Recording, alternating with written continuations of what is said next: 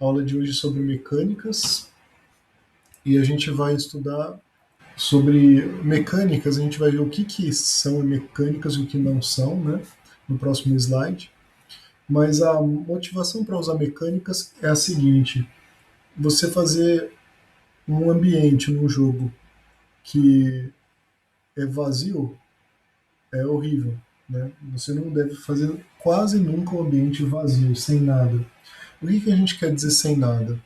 Não é só a questão de gráficos, né? Você pode fazer um gráfico mais bonito, mas se o personagem só andar pelo ambiente, não vai ter graça nenhuma.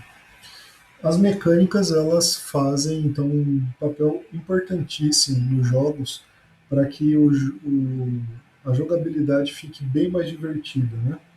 E às vezes elas são um papel importante, inclusive na gameplay, tá? Existem algumas exceções que você pode fazer ambientes vazios, como por exemplo um labirinto grande, mas mesmo assim não é muito aconselhável você deixar um pedaço do labirinto vazio, né? Evidentemente que você pode ter pedaços do labirinto que não tem nada, né? Alguns corredores e tal, mas o fim do corredor sempre coloque alguma coisinha ali, né? Por que a pessoa andou até ali? Qual foi a motivação, né? Então você tem que dar uma motivação para que o jogador ele tenha ido para algum lugar. É muito frustrante, né? Tem alguns jogos, por exemplo, que o objetivo é achar a saída. Então aí no caso você pode pôr né, uns lugares que não tem nada. A mecânica também, uma sala vazia pode ser usada para você quebrar o ritmo, né? Você tem um monte de inimigo, aí depois você vem em um lugar mais tranquilão, assim, mais espaçado. Isso é uma coisa que eu vi nos jogos de vocês, que vocês podem explorar mais, tá? Eu vi que nos dois jogos que tem luta, que tem combate, a quantidade de inimigos foi sempre aumentando ou variando um pouco, mas é bom vocês deixarem assim mais e menos inimigos e intercalar com mecânicas também, tá? Pensem em fazer isso se vocês forem atualizar os mapas lá dos níveis de vocês, tá bom? Pode ser também uma exceção quando faz parte da história. Eu lembro que tinha um jogo que era o Chrono Trigger. Ele tinha você viajava no tempo e tinha um espaço no tempo que não existia nada, que era tudo branco, né? Então tem até um filme também que é Viagem no Tempo, né? Que o futuro ele é um ambiente branco sem nada. Então esses tipos de coisa, tudo bem, né? É a história do jogo. Mas mesmo assim, né, você tem uma mensagem que você está passando, um motivo pelo qual aquilo é vazio, tá? Então é importante você fazer isso. Mesmo se o lugar for vazio, se o seu jogo tem uma mecânica de aí é uma outra palavra mecânica que foi, aliás, a mecânica tem esses dois significados, a gente já vai falar sobre isso. Mas se o jogador, vamos falar de outra maneira para não confundir aqui, se o jogador tem a possibilidade de procurar coisas, aí você pode fazer com que um ambiente fique vazio, né? Que aí você pode dar a opção da pessoa procurar e dizer, olha, não tem nada aqui. Quem fazia isso era o Phantasy Star tinha isso. Tá, então o que é mecânica, por assim dizer? Mecânica pode ser duas coisas. Pode ser o sistema do gameplay, né, como uma mecânica de saltos, né, o modo de jogar os dados, mas não é disso que a gente está falando aqui nessa aula, tá? Só para deixar claro. Mecânicas são objetos com os quais o jogador interage. É isso. Exemplos: plataformas que se movem, portas que podem ser abertas ou fechadas, blocos que podem ser empurrados, manivelas, alavancas, chão escorregadio, esteira rolante, etc. Isso é mecânica, tá? Que a gente está falando aqui. Em português podia ter outro nome até, né? De repente eu vou pensar num nome diferente aqui para as próximas aulas. Mas tá bom. Então, vamos ver aqui que, assim, basicamente existem quatro tipos de mecânica, tá? Quando a gente fala de games. A primeira delas é uma mecânica neutra. O que é mecânica neutra? É uma que não serve necessariamente nem para atrapalhar nem para ajudar. Ela simplesmente bloqueia ou permite o acesso a outros lugares. Aí tem as mecânicas que é armadilhas. Armadilhas elas são realmente para causar um dano. E diferente dos inimigos, elas não têm vida, certo? Então um espinho é uma mecânica. Aí é considerado uma mecânica, uma armadilha. Eles podem ser barreiras também, de repente é uma porta trancada, tá certo? E pode ser também um quebra-cabeças. Aí eu coloquei alguns exemplos, né? A esteira ali no jogo do Mario Party, por exemplo, ela é uma mecânica neutra. Apesar que pode ser vista também um pouquinho como armadilha se você vê do ponto de vista que você pode cair dela quando ela gira mais rápido, né? Ou ela vai para o lado do raio. Mas aí eu viria com o buraco e o raio como sendo as armadilhas, né? E a esteira como uma mecânica neutra. O espinho ali do Prince of Persia, né? Ele é uma armadilha. A gente pode falar de barreiras ali no aquele jogo ali de baixo da esquerda se chama Dogs. Ele era um jogo de DOS, era muito interessante, né? E ele tem todos os tipos de mecânica nele, principalmente mais as mecânicas neutras. Ele tem caixas e coisas assim. Ele também tem eu não lembro se ele tem chaves, agora eu não me lembro mais, mas uma mecânica de barreira podia ser uma porta, como eu disse. E o quebra-cabeças é a última da direita ali, que veio do jogo do Silent Hill, né? Que aí era aquele puzzle que eu contei para vocês já a história, que você tinha que contar a quantidade de membros que tem cada figura, né? E você tinha, ele te dava esses três números e mais algum, não lembro, e você tinha que colocar os números nas outras figuras, e todos eram signos. Aí você não associava diretamente a quantidade de membros, você tinha que descobrir que era essa associação que você tinha que fazer para passar. Uh, então vamos falar um pouquinho de cada uma delas, né? Mecânicas neutras primeiro. A gente tem plataformas, aí no Sonic, no Mario Bros. São os exemplos mais clássicos, né, que a gente tem. Qualquer chão que não seja contínuo e plano é uma plataforma, tá? Por exemplo, onde estão esses dinossauros do Mario Bros.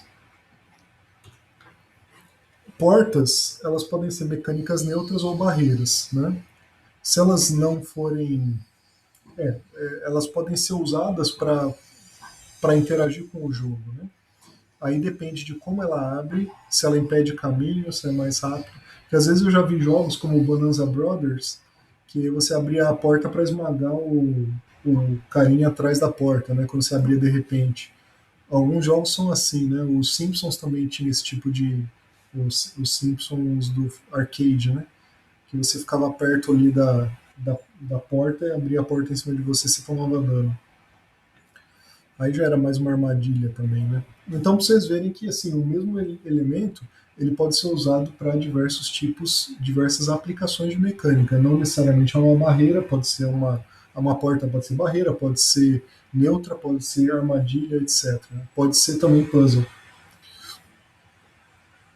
Então, a maneira como a mecânica é usada afeta a gameplay.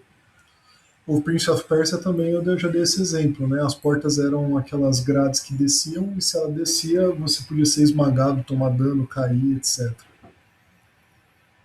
Pode ser a barreira para o próximo nível. Quem usava isso era o Doom, né? Começou que você tinha uma porta que você abria e apertava lá para passar de fase.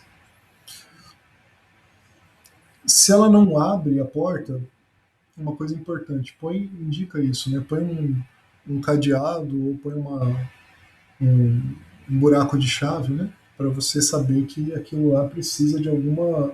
É aberto de alguma maneira.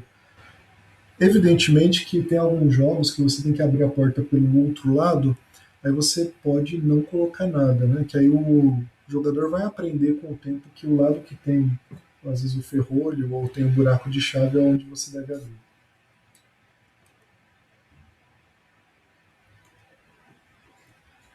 Um pouco mais de mecânicas neutras, né? Alavancas e botões. Esse Eye of Beholder é um jogo que fez muito sucesso, né? Eu gostava muito de jogar ele. E ele tinha esse tipo de coisa, né? Por exemplo, nessa figura tem uma alavanca ali, você tem que clicar para abrir a porta. É bom deixar claro, né, como é que a alavanca funciona, exceção se ela é secreta. Nesse mesmo jogo, a AFP Holder tinha muita porta secreta. Tinha algumas que eram você precisava achar. E às vezes era o que? Era um pedaço de pedra, era um tijolo que você tinha que apertar e empurrar para abrir uma porta. Né? É importante, nesses casos, criar uma reação visual e ou sonora, idealmente as duas, tá? E você pode, inclusive, ter alavancas permanentes ou temporárias, com aqueles temporizadores. Né? O Mario 64 tinha isso. Aquelas exclamações, quando você pulava dentro delas, às vezes elas davam um tempo para você recolher moedas ou para você conseguir andar. O Donkey Kong 64 também, né? Essa linha toda do Nintendo 64 tinha isso.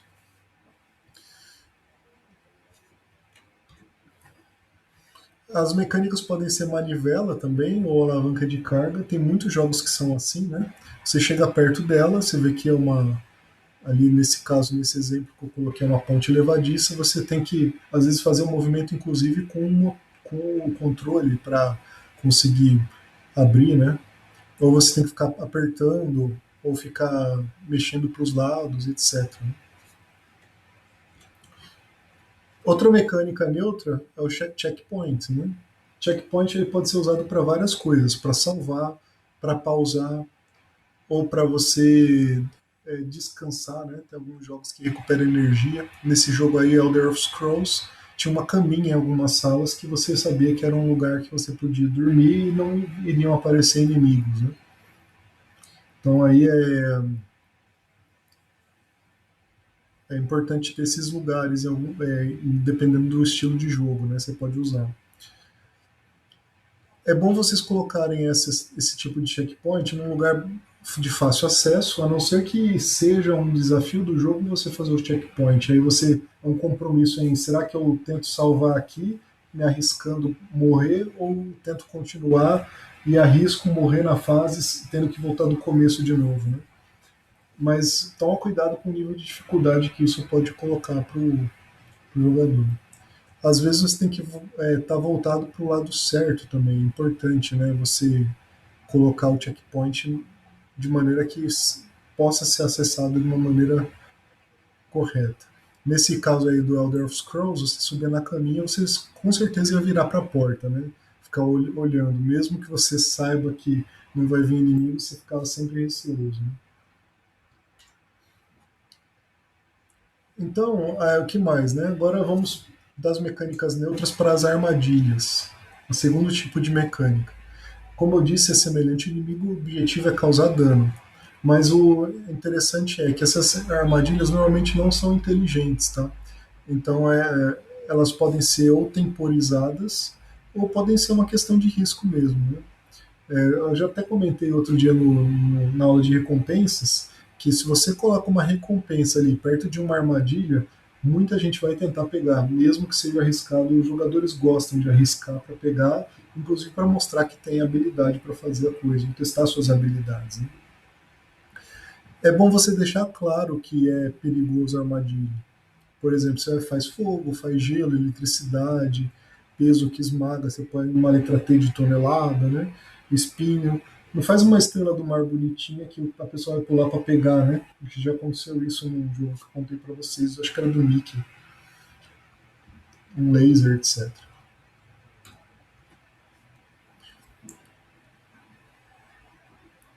Que mais? É bom você não destoar, né, do cenário, a armadilha. Então, se o seu jogo é futurístico, você não vai colocar uma armadilha feita de cipó e corda, né? Você vai colocar lá um laser, um jato de plasma, coisa assim. É bom variar a armadilha e posicionamento, tá? Deixar difícil passar. E isso daí já vai afetar muito o jeito de jogar, né? Porque você criando uma armadilha, você já cria uma mecânica toda que você pode colocar ela em diversas posições, de diversas maneiras possíveis, e cada uma vai exigir uma habilidade diferente do jogador, né? Aumentar o tamanho, coisa desse gênero. Né? Só toma cuidado com a armadilha que mata instantaneamente, né? Também, de novo, olhando para a dificuldade do jogo. A não ser que o seu jogo seja sarcástico, né? Tinha aquele Dragon's Lair que o jogo você morria o tempo todo e voltava, né? Só que era cada cena você podia morrer. E você tinha que dar o clique no lugar certo e ter a reação na hora certa. Tá? Ou então, se você quer que o pessoal morre, você faz um abismo e aí a pessoa, se ela quer cair para experimentar, ela morreu e pronto. Né? Às vezes é bom você deixar isso claro no começo do jogo, inclusive. Né? Você fazer um abismo justamente para o personagem morrer e não perder muito. Porque aí o jogador vai notar que aquilo mata e já vai começar a ter cuidado e já vai saber como lidar com o abismo daí para frente. Tá? Então, se o seu jogo tem abismo, coloca um abismo logo no começo. Não necessariamente na primeira tela, mas coloca bem no começo mesmo para ele não desmotivar de cair num abismo mais para frente e falar, aqui morre, esse sentimento é horrível. E toma cuidado com o que é óbvio, né? Se vocês acham que a armadilha é óbvio que vai matar, deixa óbvio mesmo, né? Tipo uma guilhotina, coisa desse tipo. Aí tem dois tipos de armadilha. Podem ser estáticas, por exemplo, uma mina enterrada, né? Você passou, tá lá a mina, você passou em cima dela, pum, explodiu, né? Já era. Pode ser também uma armadilha dinâmica. Ela pinga do teto, anda de um lado para o outro, né? Ou ela aparece e desaparece, desse tipo de coisa. Se for dinâmica, é legal para você fazer aquele tipo de gameplay, né? Para você ter um tempo pequeno para passar, habilidade, né? Estabilidade do jogador. E o importante de armadilha é o seguinte: combine as armadilhas com os inimigos. Isso sempre dá certo. Né? Esse cenário do Streets of Rage, por exemplo, as armadilhas da direita, as armadilhas podem afetar também os personagens.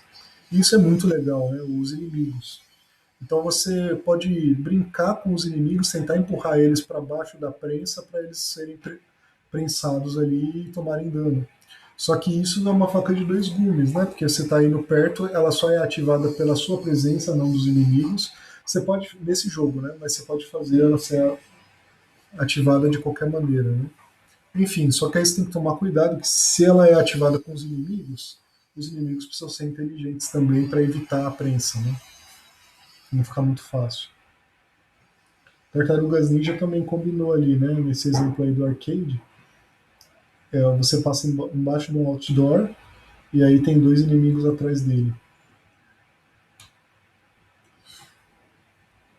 Agora, com respeito a barreiras, né? É o terceiro tipo. Às vezes a mecânica deixa o cenário mais real uma barreira. Nesse exemplo aí é o que eu coloquei, esse jogo chama Into the Breach. Ele é um jogo novo, né? Ele tem no. Eu peguei ele grátis, acho que eu até comentei já com vocês sobre ele na Epic Games. É um dos melhores jogos que eu joguei ultimamente. Muito bom, eu gosto de jogo de estratégia. Né? E nesse jogo tem barreiras, por exemplo, tem essas montanhas. E aí, no caso, você tinha que. Essas montanhas podiam ajudar ou atrapalhar, né? Dependendo do cenário. Por que ela é neutra? Porque ela pode atrapalhar você de andar e pode atrapalhar o inimigo também. Ela normalmente não causa dano, tá? Ela pode ser usada para bloquear como um obstáculo ou até como uma plataforma. Também é uma barreira. Uma barreira pode ser usada como uma plataforma para subir em cima. Aí tem, olha quanta coisa que você pode usar como barreira, né? Tudo isso daí, eles são coisas que vocês vão escolher de acordo com o cenário de vocês. É importantíssimo você rechear o seu jogo de barreiras. Então coloca aí as barreiras conforme você vai, conforme o ambiente, né? Vocês podem fazer brainstorm, pesquisa bastante e define bastante barreiras para vocês colocarem. Fica divertido, né? Se colocar um tipo só de barreira, o jogo fica bem pobre. Outras barreiras também podem ser, você pode interagir com elas, né? Acho que o jogo que mais tinha isso é o jogo esses Legos, né? Ali tem um Batman Lego e as barreiras servem para você destruir e ganhar peças de Lego, né? Para você e peças de Lego servem para desbloquear várias coisas no jogo. Então você pode fazer isso, fica interessante. No jogo desse na Liga da Justiça ali, o carro é uma barreira, o Superman pode pegar o carro e bater com o carro, né? Ele pode dar uma cacetada no inimigo com o carro. Tá? Então esses são exemplos de como você pode usar barreiras. Também barreiras podem ser usadas para ser um bônus, tá? Esse aqui é um exemplo do Zelda que eu coloquei, que esses bloquinhos que tem ali embaixo, você deve mover eles na ordem certa para você conseguir pegar o tesouro nas caixas, né? Se você mover na ordem errada, você não consegue pegar todos os tesouros. Então é muito interessante esse tipo de barreira para você pensar, né? E eles podem ter bônus, ou a barreira pode ter o bônus dentro dela também, né? Como o baú pode ser um vaso, pode ser a barreira normal, pode ter bônus dentro dela, como uma moeda. É sempre bom colocar isso, tá? Isso daí dá uma sensação de prazer nos jogadores. Não sei se vocês já notaram isso, mas quando o jogo tem barreiras que não tem nada dentro, ninguém quebra. Agora, quando pode ter alguma coisa, o pessoal sai quebrando tudo, né? Para achar coisas escondidas. E as barreiras também podem ser divertidas. Como é o caso aí do Zelda, por exemplo, ele tinha essa o Link to the Past, ele tinha essa galinha aí, né? Acho que todos os Zeldas têm galinha. Quando você joga a galinha, ela carcareja, né? Não serve para nada, mas enfim. Tinha um outro jogo chamado Maniac Mansion, né? Acho que eu já comentei dele também, que tinha um piano no jogo. O piano não servia para muita coisa, mas se você pegasse o personagem que era músico, ele tocava o piano. Então é uma barreira divertida, só para dar uma sensação diferente no jogo. E as barreiras podem ser multiuso também, principalmente as barreiras de bloco, né? Quando a gente põe uma caixa, esse jogo aí ele é o Krusty Fun House, ele é super divertido, eu recomendo. Esse Krusty Fun House ele é um jogo que você tem que matar os ratos. Então você tem que levar os ratos que estão ali embaixo na direita até a casinha do Bart, né? E nesse jogo tem essa caixa que está em cima na direita, que é uma caixa azul, ela você pode pegar ela e posicionar em vários lugares. Você pode bloquear o caminho dos ratos, você pode usar ela para os ratos subirem em cima, para você subir e alcançar outros lugares. Enfim, tem um uso inacreditável de quantidade de coisas que você pode fazer com uma caixinha, né? E em jogos de tiro, por exemplo, você pode esconder atrás dele, proteger de projétil, você pode deixar para apertar uma alavanca quando você põe uma caixa dentro de uma alavanca que precisa de peso em cima dela, né? No Zelda tinha isso também. Enfim, olha, a quantidade de usos para esse tipo de barreira é enorme. Vocês podem pensar e vir a resolver quebra-cabeças. Dá uma graça muito interessante no jogo. Tem aquele Goof Troop também, que era um jogo do Pateta, que também tinha esse tipo de mecânica. Por fim, o último tipo de mecânica é o tipo quebra-cabeças. Esse tipo de mecânica quebra-cabeças, ele é um desafio que possui uma resposta correta. Então, você tem que interagir com o cenário para tentar descobrir como você passa dele. Pode ser de quatro tipos de raciocínio, por exemplo, o que eu faço agora com esse cano e com essa máquina? Ah, eu vou tentar encaixar o cano e depois ligar na roupa de mergulhador para ver se o mergulhador respira. Enfim, né? Pode ser de conhecimento. A de conhecimento é você testar o conhecimento sobre alguma coisa, né? Pode ser um quiz. Pode ser de habilidade, você tem que montar uma máquina muito rápido com as engrenagens dela.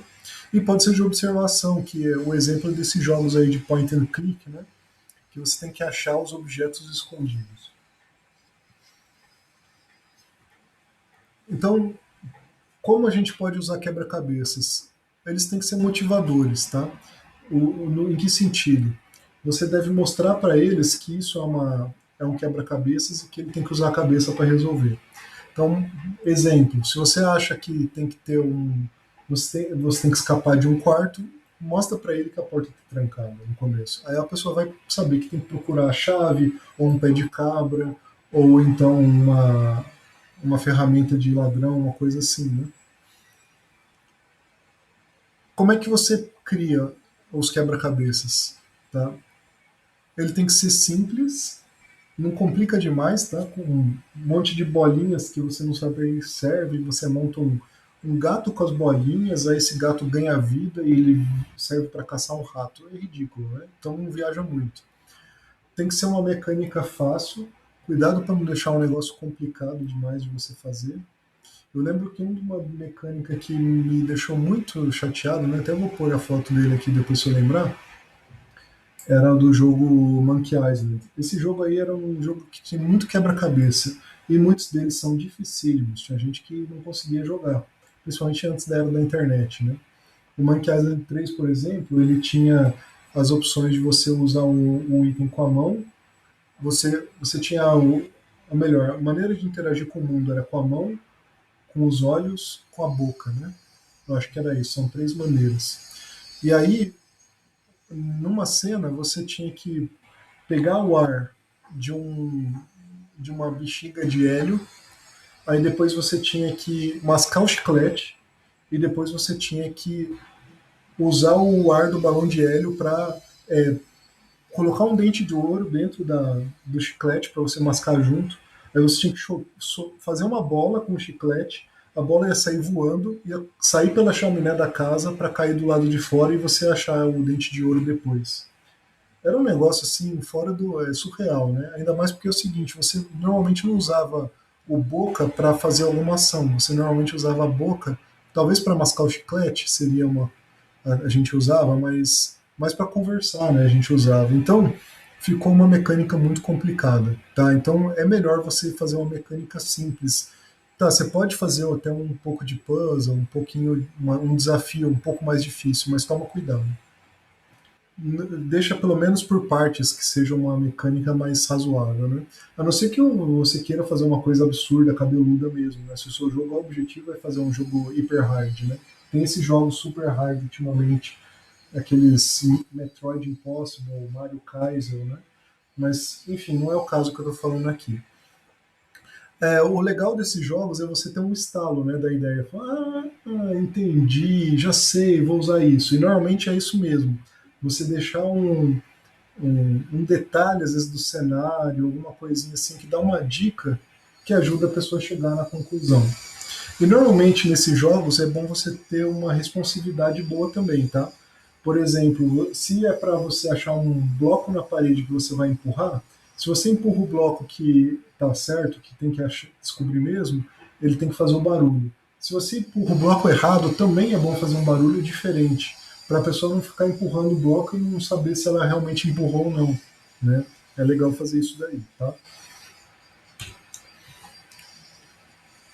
Cuidado para não deixar tentativa e erro.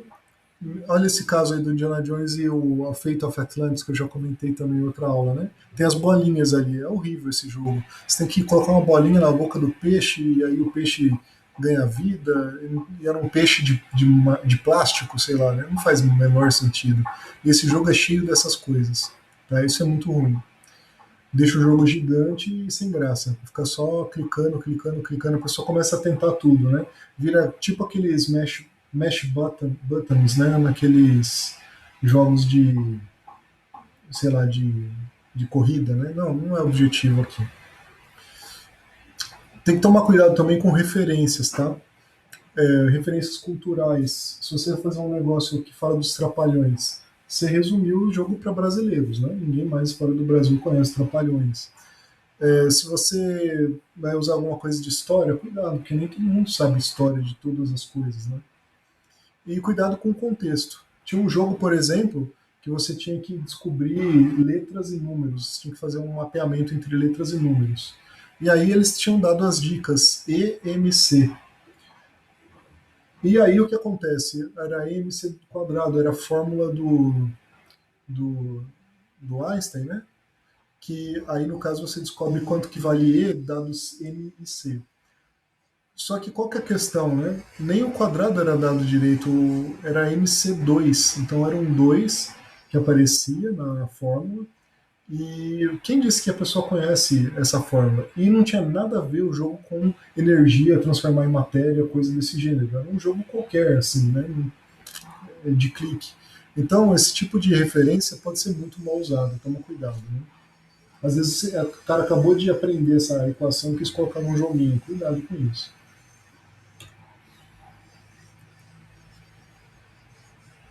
Outra coisa que vocês podem fazer é fazer múltiplos desafios. Você pode colocar mais de um quebra-cabeça ao mesmo tempo, né? Toma cuidado para não colocar muitos, que também acaba misturando demais, né? Eu já vi jogos que eles dão tanto desafio ao mesmo tempo que a pessoa fica perdida. Mas também se você der um desafio só e a pessoa não consegue passar, ela fica travada, ela para de jogar.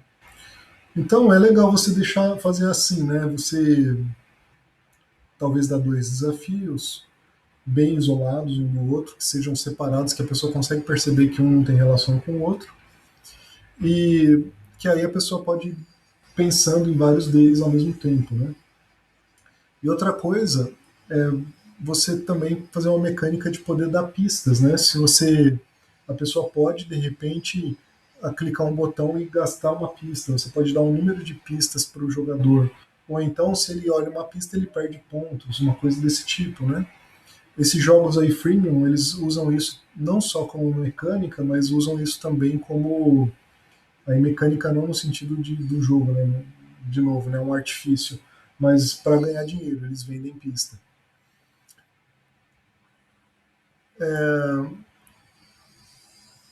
Enfim, pode afetar esse tipo de coisa, né? É interessante você dar múltiplos desafios e permitir, né, que a pessoa jogue em mais de um ao mesmo tempo.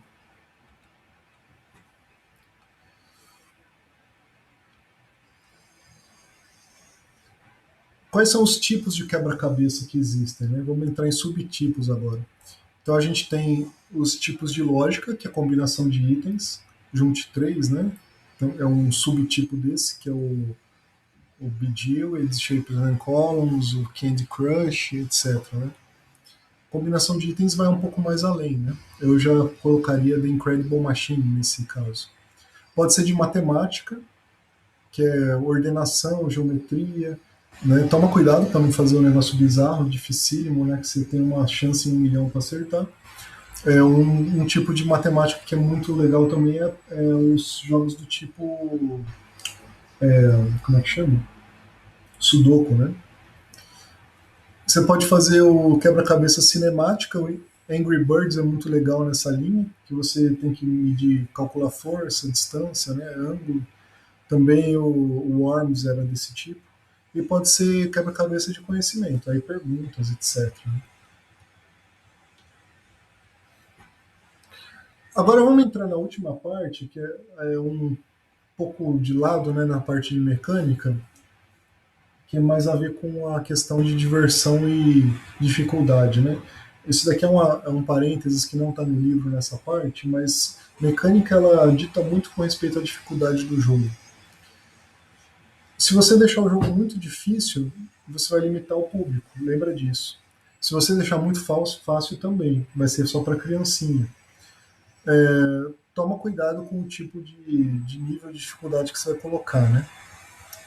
Por exemplo, o Battletoads era um jogo do Nintendo. Os jogos do Nintendo antigo eram um absurdo, né, de dificuldade. Mega Man. Esses tipos de jogos, você limitava demais a quem que jogaria, né? O pessoal ia tentar jogar e não passava da segunda fase do Battletoads, né? Dificilmente passava dessa fase do carrinho aí. Essa fase do carrinho era o cão chupando manga, como falava. Né? Depois a fase da cobra mais pra frente, então nem se fale. E também deixar muito fácil, né? Se deixar um jogo que você acha o Wally numa tela grandona, apesar que nesse jogo do Super Nintendo você podia achar, né? O jogo do Nintendo 8 bits era difícil porque não dava para enxergar direito. Mas tinha 4 fases esse jogo do Wally do Super Nintendo, até o iRate Gamer fez um vídeo só sobre isso daí. Deixa muito fácil e acaba rápido o jogo. Né? Então, entre dificuldade e diversão, você tem que ter um equilíbrio. Você tem que começar fácil e aumentar o uso de mecânica aos poucos e aumentar o uso de instruções, comandos do jogador aos poucos também. À medida que eles vão aprendendo, você vai dificultando, né? E aí você vai também criando mecânicas novas junto com as antigas que existiam. Isso é um negócio muito legal que deixa o jogo super divertido. Você muda toda a cara do jogo. Um jogo que fez muito bem isso, né, só para comentar o aumento de mecânicas, não é um jogo de ação e nada, né, é um jogo de estratégia mesmo, Civilization 5, né? Por quê? Porque ele começa com o tipo de combate, ou ele é a distância de arco ou armas de arremesso, ou perto com armas brancas, né, como guerreiro, lanceiro, essas coisas. Depois, quando você chega num determinado ponto do jogo, você começa a ter. E tem as catapultas também, que também atacam de longe, mas elas servem para um objetivo mais específico, né, que é de destruir conquistar cidades. Agora, quando você chega na época da artilharia, ela começa a ter fogo indireto. Aí você pode atingir por cima de montanhas e de obstáculos, né? O seu inimigo. Muda um pouco a mecânica, fica interessante. Depois, um pouquinho da artilharia, vem os aviões. Aí você começa a ter ataque mais à distância. E aí, junto com os aviões e os tanques, que eles andam muito pelo mapa, eles podem andar muitas posições ao mesmo tempo. Aí vem a bomba atômica e os mísseis que você começa a atirar de longe e começa a ter uma variação do combate que combina com as anteriores, mas deixa o jogo muito interessante. Vou dar uma olhada lá.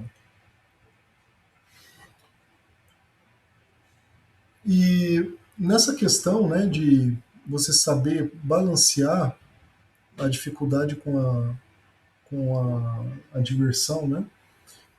Se você coloca uma coisa muito difícil, a pessoa vai naquele lado do pânico e ansiedade. Se você deixa muito fácil, vai no lado do tédio. E você tem uma linha tênue entre esses dois que para que a pessoa se sente bem jogando, né? A gente não está falando daqueles jogadores que sabem jogar Mario Kart sem morrer, né? Esses caras aí eles teriam que ter uma curva bem mais para cima, mas é uma exceção da exceção. São os melhores jogadores do mundo, vamos dizer assim. Eles não têm muita diversão jogando Mario Bros, por exemplo, coisa que a gente talvez ia penar bastante para terminar o jogo, né? Enfim, conforme vai também passando o jogo, você vai percebendo que o jogador vai ficando mais habilidoso. Então você deve aumentar também a dificuldade para você não cair nem do lado do tédio e também não deve aumentar demais para não virar no lado de ansiedade e pânico. Detalhe, você pode ter pontos que você sai um pouco dessa curva. E é bom você variar, você fazer tipo um zigue-zague nessa linha azul é interessante, dentro da linha azul, né? Então, quando você enfrenta o chefe final, ele vai subir um pouco a dificuldade. Logo em seguida, você vai perceber que os inimigos comuns do jogo, como você treinou mais a pessoa, eles já vão cair mais pro lado do Gordon. Então você tem que começar a dar uma ajustadinha para cima em como os inimigos aparecem, coisas desse tipo. É muito difícil fazer isso, é uma arte. E não tem uma receita assim, né, pra gente chegar nesse nível. A única dica que a gente tem é isso daqui, né? A história, eu não sei ler esse nome, desculpa, né? Eu provavelmente vou ler errado, do Sergei Prokofiev, que ele criou a história do Pedro e o Lobo. Essa historinha, né, de criança, a história lá do Pedro, que ele é um menino caçador, ele tem uma espingardinha de rolha, aí ele vai para a floresta caçar o lobo, né, na imaginação dele. E aí ele anda pela floresta, ele faz amigos, primeiro uma pata, depois uma passarinha, ou o contrário, né? Passarinho, depois pata, depois chega o gato e tenta atacar o passarinho, aí no meio da confusão aparece o lobo, aí o lobo ele come a pata, e aí finalmente chega o caçador no final e salva o Pedro, né? E a pata ela sai da barriga do lobo inteira na história das crianças, né? Qual que é a questão disso daqui? É a ordem com que você deve fazer com que a história se desenrole como no sentido de nível de dificuldade. Então, Pedro na floresta é explorar, você aprender as primeiras mecânicas. Aparecer o passarinho é você aprender uma nova. Aparecer a pata é mais uma mecânica junto com combinação com a primeira mecânica. Chega o gato pode ser visto como sendo uma armadilha, mais uma mecânica que combina com as que tinham antes. Aí vem o lobo, então vem o inimigo que ataca, né? E aprende a combinar tudo que vinha antes, inclusive com os inimigos. Aí o Pedro come a pata, mais inimigos, a luta mais dura, e depois a recompensa por você terminar o jogo, né? E você pode fazer ciclos desses no seu jogo, né? De dificuldades cada vez maiores. Ou seja, né, tenta combinar essas coisas e até dei alguns comentários, não lembro para qual grupo, para quando vocês forem fazer os inimigos na primeira tela, toma cuidado, né?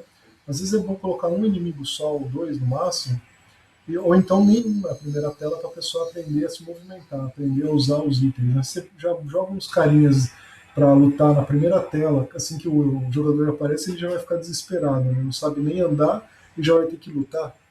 Então toma cuidado com isso daí, tá bom? E por fim, né, o uso de mecânicas de diversos tipos, armadilha, bloqueio, neutra, e de puzzle, joguem esse jogo, tá? The Lost Vikings. Ele é um dos melhores exemplos que tem no caso de mecânica. Você mexe com três vikings ao mesmo tempo e você tem que levar eles para a saída. Esse é o objetivo. Então, essa parte multiplayer, a gente vai falar um pouquinho sobre como implementar projetos que são multiplayer, né? Que eu acredito que não é o caso de nenhum de vocês. Mas ajuda vocês a terem uma visão sobre essa parte também da disciplina.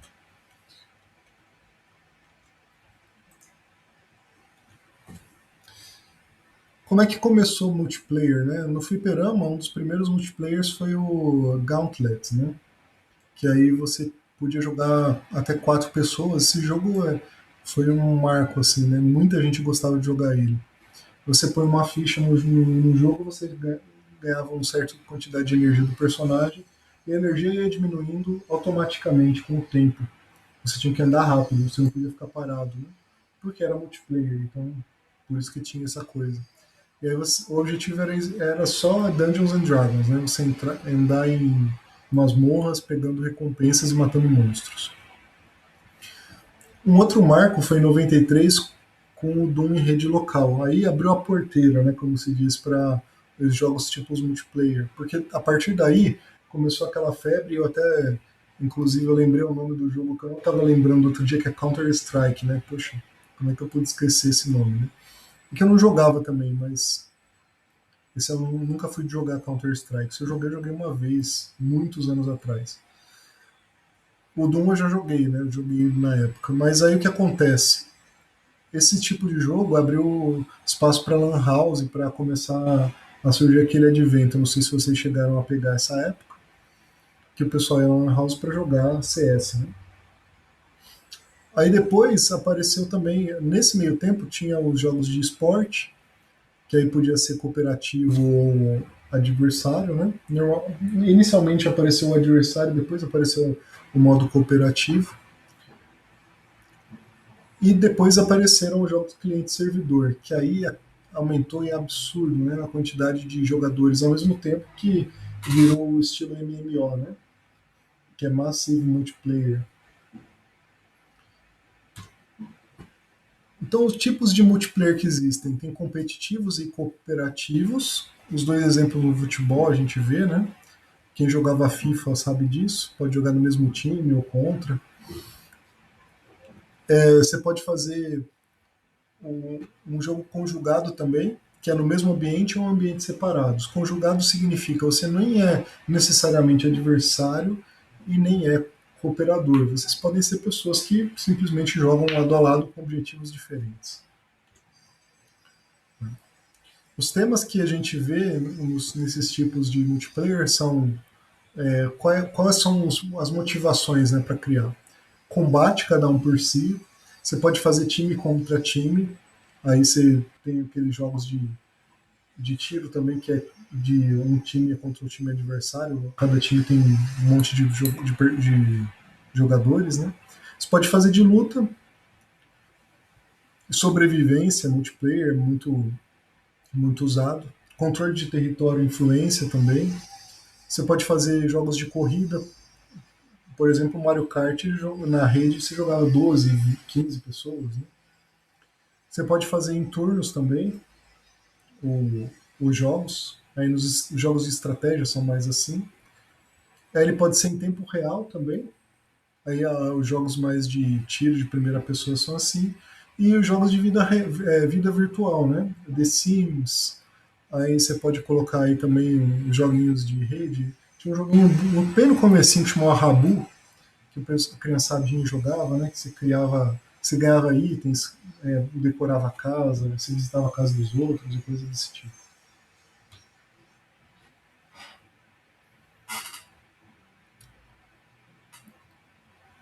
Quantos jogos vão jogar o seu jogo, né, multiplayer? Essa é uma pergunta importante.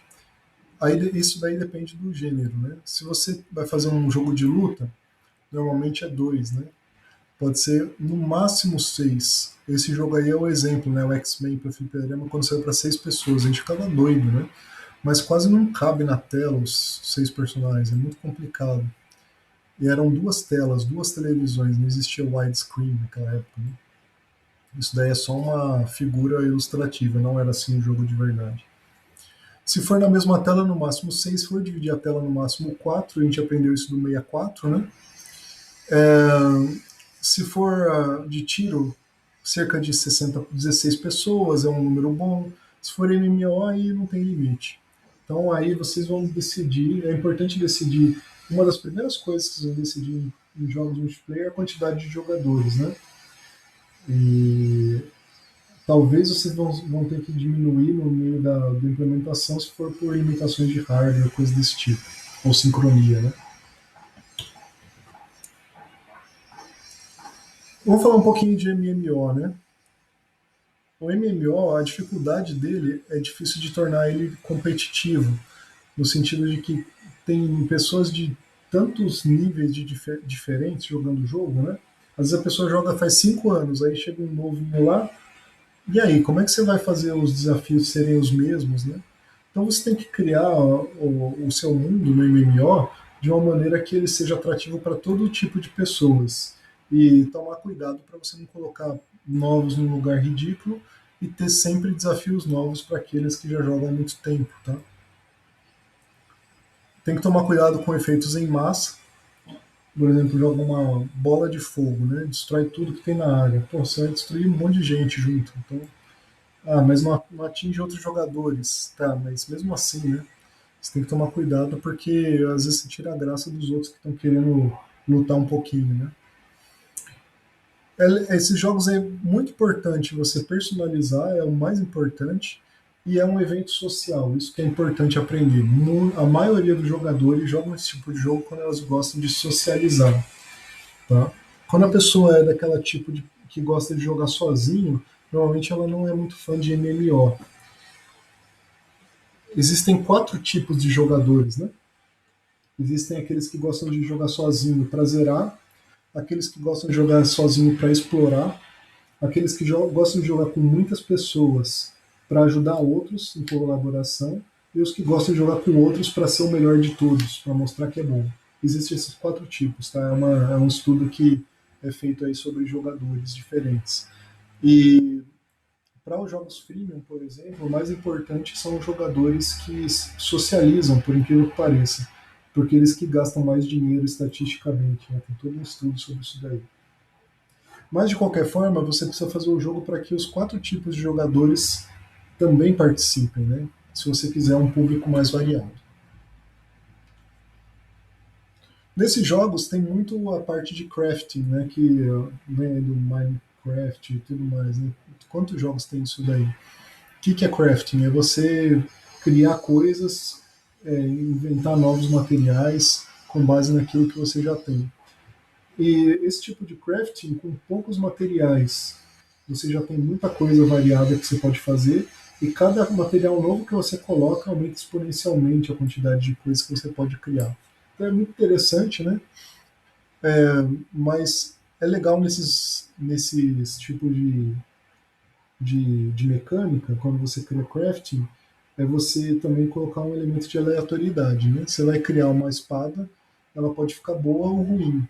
Isso reflete mais ou menos o que acontece na vida real, né? Se a pessoa que está criando, o ferreiro que foi forjar a espada, ele teve sucesso ou não ao fazer isso. Cuidado para não ser tão aleatório, então você tem que ter uma fórmula, e a fórmula tem que se basear no nível da pessoa, na habilidade, no material e tudo mais que existe no universo que você está criando. E toma cuidado para você.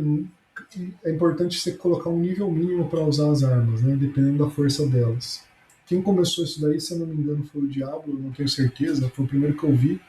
Que o que acontecia quando o pessoal jogava multiplayer, o carinha tinha acabado de zerar o jogo, tinha a melhor arma de todas, e tinha um cara novo lá, ele jogava a arma no chão, o outro pegava e começava a matar todo mundo, porque ele virava o o melhor cara do jogo em nível 1. Isso não deve acontecer, né? Então, se a arma é muito boa, você coloca um limite, assim, nível mínimo para usar essa arma. Você evita aquela mão amiga, né, que chama. E o MMO também tem uma economia normalmente, né? O que é economia? Economia do não pode ser no sentido real, no mundo real, ou pode ser também no mundo virtual. Principalmente no mundo virtual vai ter. O que acontece? Ela precisa ser controlada, equilibrada e ela pode envolver ou não monetização.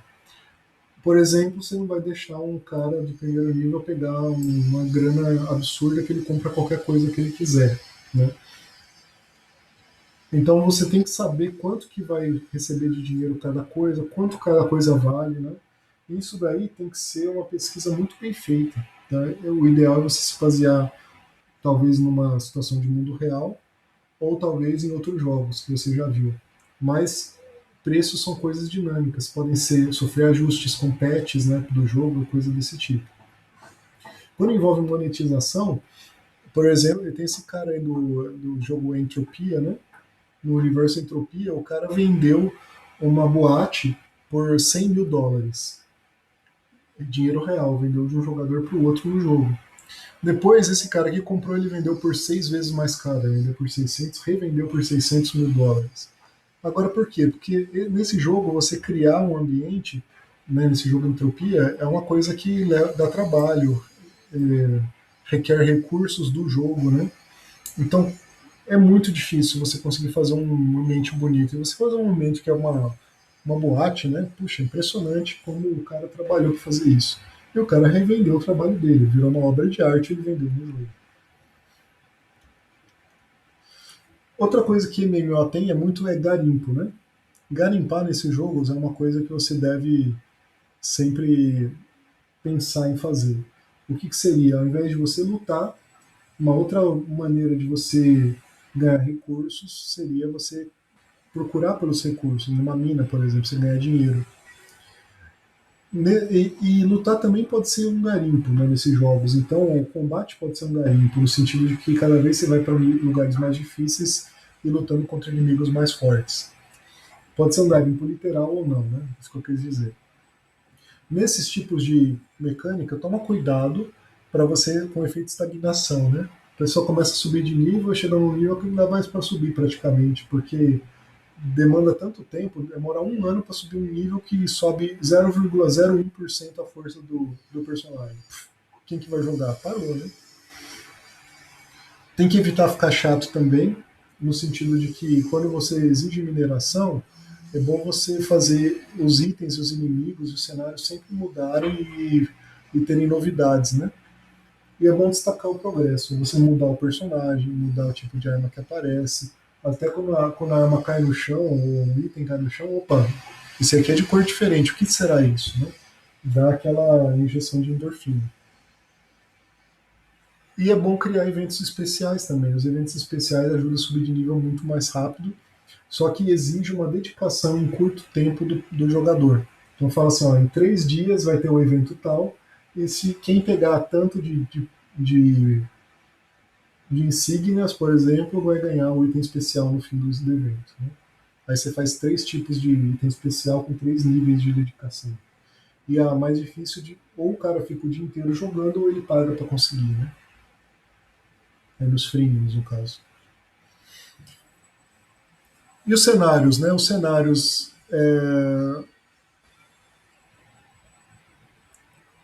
O legal de você criar os cenários no MMO, você tem que fazer os cenários iguais para todo mundo. O objetivo é o mesmo na fase, os inimigos são os mesmos, só que os caminhos e os posicionamentos das coisas são aleatórios. E os saques são aleatórios. Então você vai jogar lá o exemplo que eu dei do Diablo mesmo, né? Você vai, cada vez que a pessoa for jogar, ela vai ter um labirinto de uma maneira diferente. É legal fazer isso para a pessoa não saber o caminho certo e qual inimigo dá qual item toda hora. Né? Mas isso, enfim, no MMO é importante. Né? Tem jogos que podem ser algumas coisas fixas, sim. E você pode variar. Um inimigo, de repente, ele sempre vai te dar um item ou outro, ou sempre o mesmo item, você já sabe. Mas nunca deixe o mundo inteiro ficar igual, senão o jogo acaba rápido, né? Você vai perder o efeito surpresa ali do MMO. Se o mundo for aberto, é legal você fazer teleportes para você poder andar de um lado para o outro. Só toma cuidado com a aleatoriedade para um sair da fase com nível 100 e o outro com nível 3, né? Outro aspecto importante de MMO é a vulnerabilidade. Normalmente tem algum lugar que não pode atacar, né? Como uma vila. Então quando o jogador está na vila, ninguém pode atacar ele, e ele também não pode atacar ninguém. E alguns têm uma penalidade para quem ataca primeiro. Eu já vi jogos que é assim, o personagem atacou alguém, ele leva uma penalidade da seguinte: se alguém atacar ele, não vai poder ser atacado também. Então você pode atacar pessoas que já atacaram outros. Quer dizer, a pessoa que toma iniciativa no combate, ela tem uma penalidade. Eu não sei se isso tira muito a graça do jogo, eu acho que eu vi isso no último online, foi um jogo muito antigo. Mas eu não tenho certeza se ainda é usado isso daí nos World of Warcraft, essas coisas que eu não joguei mais esse tipo de jogo faz tempo. Você pode também fazer um modo ou um local seguro, né? Então aí pode ser um modo de jogo. Você pode escolher assim, olha, eu não quero ser atacado nem atacar ninguém. Esse é um modo que tinha naquele. Um jogo foi pouco conhecido, que é aquele Bloons Tower Defense, né, daquela linha, que eles fizeram um daquele. É uma cidade, né? Que você constrói. E aí você pode atacar outros inimigos, se você atacar, eles podem te atacar também. E um outro aspecto de MMO também que tem que ser pensado são as guildas ou grupos. Como a gente falou, né, os MMOs são jogos por natureza sociais.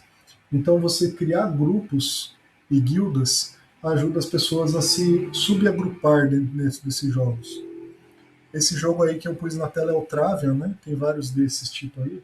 O Travian é um jogo que você constrói cidades, você saqueia a cidade dos outros e o objetivo depois é você derrotar os Natars no final e tem um item que você tem que pegar, parece. Enfim. E aí a sua guilda, cada personagem da guilda tem objetivos, você vai construindo as coisas na sua vila, vai saqueando os outros e coisas desse tipo, né? Para entrar numa guilda, você pode ter um nível mínimo, você pode criar um administrador, o chefe da guilda, personalizar as características dela, criar requisitos para outros requisitos para entrar, né? E criar blogs também para eles poderem conversar entre si e colocar as regras internas das guildas. Isso é muito bom para atrair os jogadores. Enfim, sobre MMO era aquilo, né? Agora e o nível de multiplayer? Como é que você cria as fases, né? Depende do gênero, da história, depende do tema, das características únicas de cada nível. Vai variar, né? Mas isso segue as mesmas regras que a gente fazia para jogos single player, tá? Detalhe, uma coisa importante que você tem que ter em mente é que quando os jogos são multiplayers, você permite personalização, você tem que permitir com que cada tipo de jogador, cada classe, né, de personagem tenha vantagens em alguns tipos de níveis. Então você vai ter que pensar um pouco mais nesse tipo de coisa, né? Não que no single player você talvez não tivesse que pensar nisso, mas no multiplayer mais ainda. Você nunca pode deixar um personagem mais fraco que todos os outros em todas as situações. E o mapa, né? Como é que você cria o mapa? Tem algumas regras, né? Você pode criar simples, mas aí no Civilization, por exemplo, vocês veem nesse desenho, né? Que ele tem vários tipos de mundos que você pode criar, com continentes, arquipélago, Pangeia, o mapa da Terra mesmo. Você pode criar um mundo fractal, que aí você cria um, um tipo de espelhamento, né? Um padrão de repetição. Esse é muito bem utilizado, muito útil, e vários jogos usam isso. Tá? É muito bom você deixar claro algumas regras de limites para você criar um mundo, né? Um mapa, se você pode escolher como é que ele é criado.